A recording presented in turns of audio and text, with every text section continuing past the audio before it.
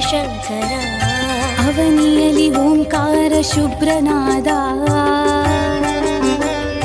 ಭಕ್ತರಿಗೆ ಭದ್ರ ನಿನ್ನ ಪಾದ ಅವನಿಯಲಿ ಓಂಕಾರ ಶುಭ್ರನಾದ ಭಕ್ತರಿಗೆ ಭದ್ರ ನಿನ್ನ ಪಾದ